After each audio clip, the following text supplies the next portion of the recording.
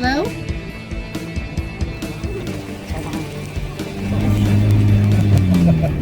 Oh my God, you guys.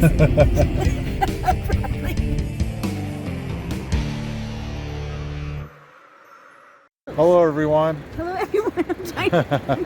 Brad and Amy here with MaxproductionsTV. We're on our way to Cerro Gordo in California, ghost town. I'm going to go see Brent, and We're excited to go see him and see all the hard work he's done. we're on day number 2. We drove down I-5 all the way to Southern California, Bakersfield, and now we're headed east over towards Cerro Gordo. We'll catch up with you in a minute, a little later. And later that day, we finally turned off the highway, left civilization behind, and began the long 7-mile, bumpy, steep gravel road up to the town of Cerro Gordo. We definitely recommend 4-wheel drive, but wow, was it worth it. As we turned the corner, felt like you were going back in time. As we arrived up and went up the hill, past the Cerro Gordo sign, we were so excited. We had planned this day for months and drove 1,700 miles from Washington State. And we finally arrived. We couldn't believe it.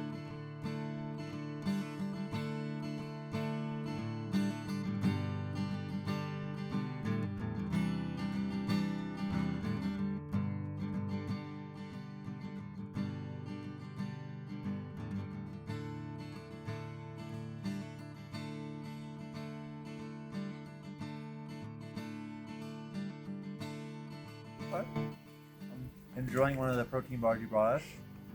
They're like little hockey pucks, aren't they?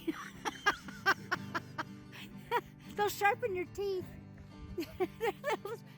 So, Brent, if anybody wanted to help you with keeping Cerro Gordo alive and donate or assist you, what's the best way to do it? We have a GoFundMe. That's what I That's probably the best. Okay, GoFundMe. That goes Gotcha. There's a nonprofit related to Cerro Gordo. Okay. So that all of that money just goes into rebuilding structures. Okay. Do you hear that, everybody? A GoFundMe, and I'll make sure that we'll post it in the links so that you can find it. So.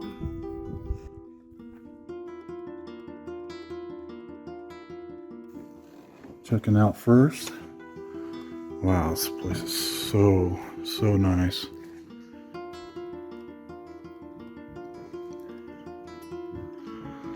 And just the smell and the old wood floors, and look at all the bottles and stuff that he's been finding. Definitely go check out his Ghost Town Living, his channel. Yeah, and his merchandise, and he's on YouTube, and he's got an Instagram page, and it's absolutely fantastic, so check it out. This old stove.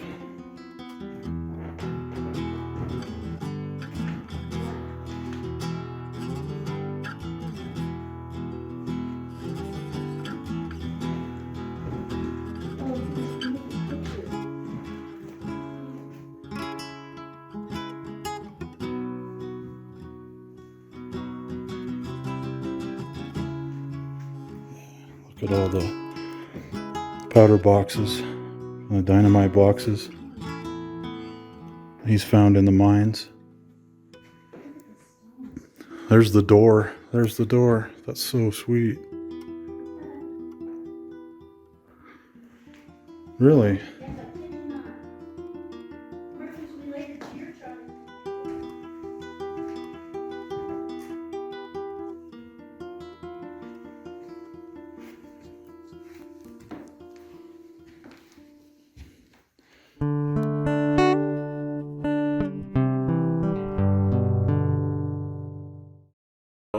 I was walking past here and I was going up to the sunset spot, and as I was pushing the bunkhouse, out of this window right here, I saw the lace curtains open, a face looked out at me, and they closed, and this light above me was on. And initially that didn't freak me out that much, because we had contractors up here helping us with the renovations. This was over a year ago. And so I thought, oh, no big deal. The contractors were all staying in the bunkhouse. I'll worry about that tomorrow. So I went up, watched the sunset, didn't think twice of it, came back down, and in the morning, I walked over to Robert's house, the caretaker here. I was like, hey, Robert, how long are the contractors staying in the bunkhouse? I remember he kind of slowly turned to me. He's like, they left 2 weeks ago. And for me, my heart just kind of dropped because I know I saw somebody looking out this window right here. And so I'm a pretty practical person, very rational. I was never a big ghost guy growing up. So I marched back over here, came to the door. I remember first checking for drafts. Maybe the wind moved because of the drafts. No drafts. And so I twisted that shut. You have to twist it to turn on and off. So I twisted it to where it was completely off. I shut the curtains really tightly, and I went out that door there and I added a padlock to it. So nobody else in the world had the key to this padlock. And that night, as I went to watch the sunset again, I came back by and the light in the kitchen was back on. It was just one of those things where I know I am the only human being in the world with a key to get into that padlock. So something turned back on this light. And so for me, my response was to go and investigate. So I remember coming back through the door, unlocking it, coming in. Sure enough, this was twisted again to where it was on. And then as I started walking down the hallway to investigate, every step back, I just got this greater sense that I shouldn't be there. And by the time I got to the back of the bunkhouse, I had an overwhelming sensation that was saying just run. So I remember like running out of the bunkhouse, locking the door, and basically never coming back into this building again at night. It's somewhere I just don't go at night. My mentality is like this, I have plenty of buildings to hang out in and do whatever I need to do. If the ghosts need one for themselves, they can have it.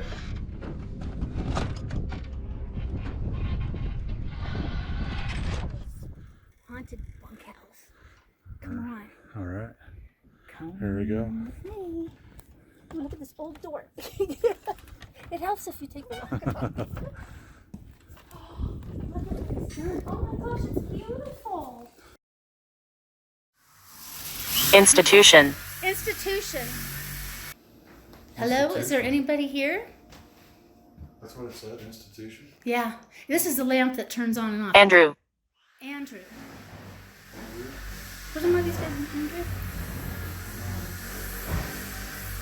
Andrew, is that you that's here in the bunkhouse?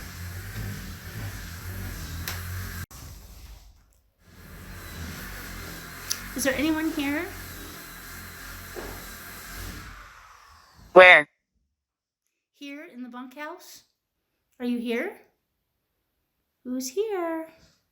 Was it you, Andrew? Are you one of the miners that worked here?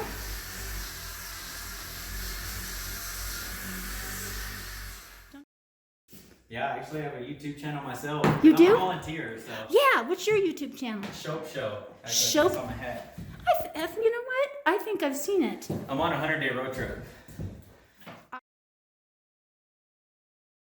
To 7 men in 7 weeks. So there's basically a murder per week up here.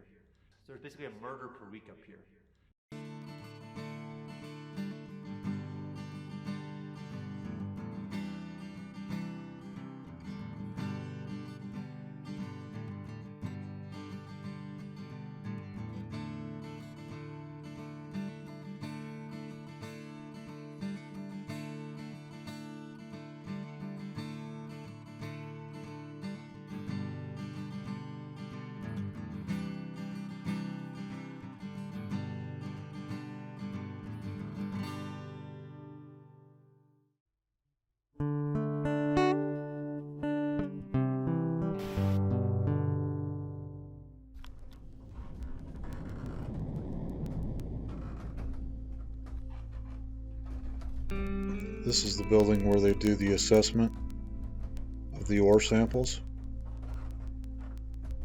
You can see all the different forms they would use to make little ingots and stuff, and then all the different kind of minerals and stuff that they pulled out of the mines here.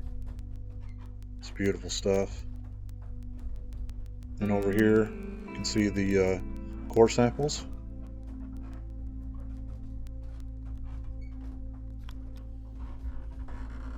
The old wood stove in here to keep them warm during these cold winters. And here they have their stamp from Cerro Gordo on the ingots and the bricks. This one here made out of lead, it's really heavy.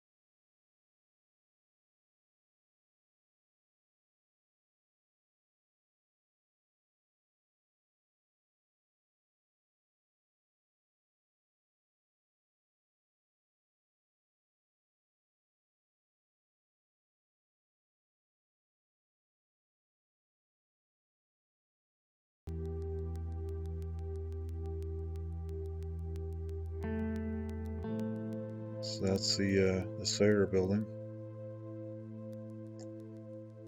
Now we'll go over here and check out the brothel right next door, which is kind of funny. You go in there and get an assessment. Some people they actually sell them there. This is Lola Travis. She was the madam. That was her part of the building. Brent Underwood, the owner here, put this all back together. It was all falling down, and used all reclaimed wood from Cerro Gordo. Did a beautiful job. You can check him out on Ghost Town Living on YouTube. And what a place. Another little peek inside of one of the buildings on the end. They had a door between each one in case there was something that would happen, some kind of emergency or something. So yeah, we'll go down and take a look around more parts of the town here. First we're going to go over here and show you about the tram.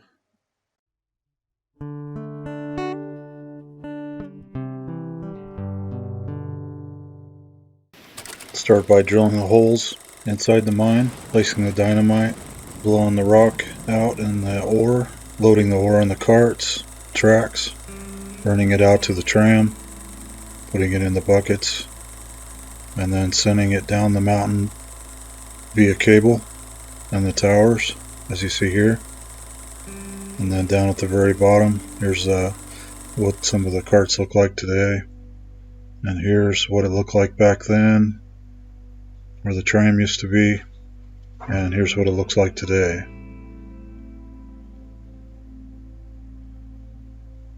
And they would send it down to the bottom of the mountain by keeler into the smelter, put it inside the smelter and melt it, and then bring it out via there. And you saw the picture of stacking the bars there. And here's what it looks like today, what's left of the smelter. Then finally chip off the slag or the remaining impurities and ship it by wagon or train.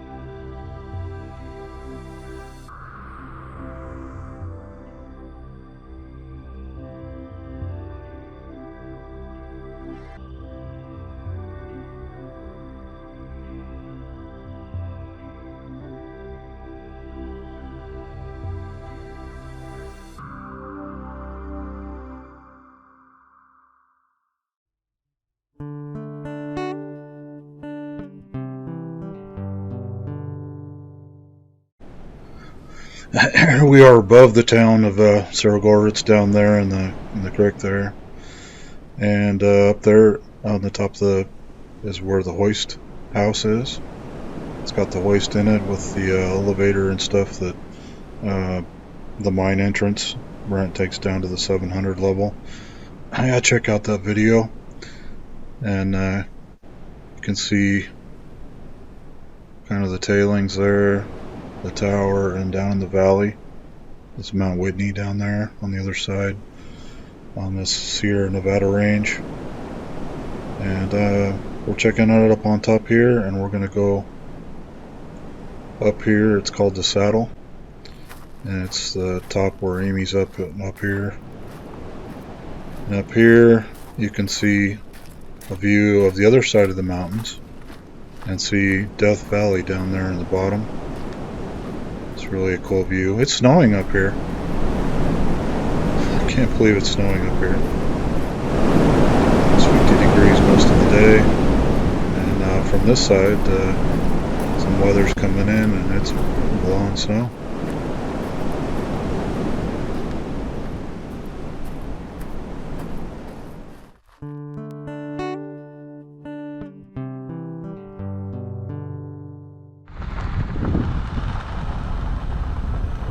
Look, there's something up in there. Up in where? That hole. See it? Oh, really? I see There's something. something in there? Hello?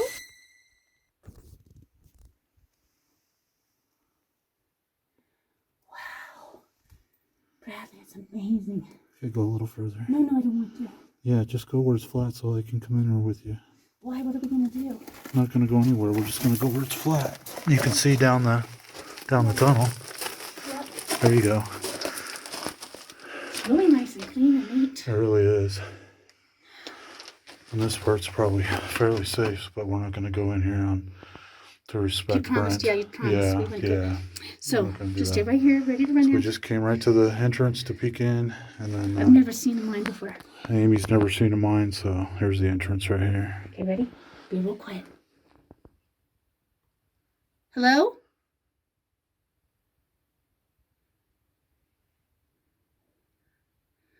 Is there anybody here with us?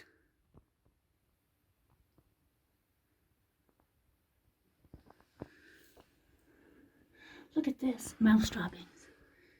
We better get out. Don't want to be stirring up mouse droppings. Yeah. Okay.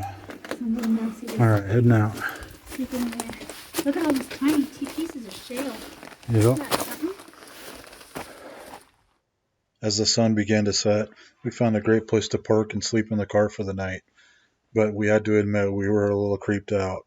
We weren't too far from Area 51 and what it'd be like to actually see an alien ship and send a beam of light and study us or abduct us or whatever.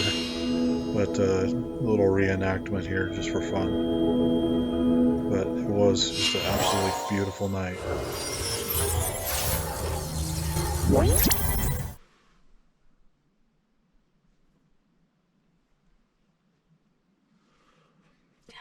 No. We spent the night up at Cerro Gordo, you guys. It's absolutely beautiful out. So funny. Look at the moon. It's lighting up all the desert. You can walk around out there practically without a light. Wish you could see it better. I'm going to try to see if I can fix it. Good morning. I'll show you. Now we can see the sun's getting ready to come up. That's Cerro Gordo right up in that little gap up in there between those two mountains. So Cerro Gordo's right up kind of in the middle up there on top. And we stayed up here last night, just down from Cerro Gordo. We didn't have, Brent still is working on, getting the place for people to come and stay, but it's not quite ready yet. And so we stayed down here in the car last night, and what a beautiful place to stay. So nice. But look at all this. There's Owens Lake, and there's the car right here. This is where we slept last night. The stars were out and the moon came up, and it's almost a full moon, you can see right there. And there's the snow on the mountains over by Yosemite. So what a gorgeous place to stay. So I'm going to try to set the camera up here, because we should have the sunrise coming up here pretty soon. So I'm going to get that ready and see if I can. You know, just when you kind of lose hope, not sure about where your life's going, and then you get up real early in the morning on sunrise and are blessed enough to see something like this. Somehow it all starts to make a little sense.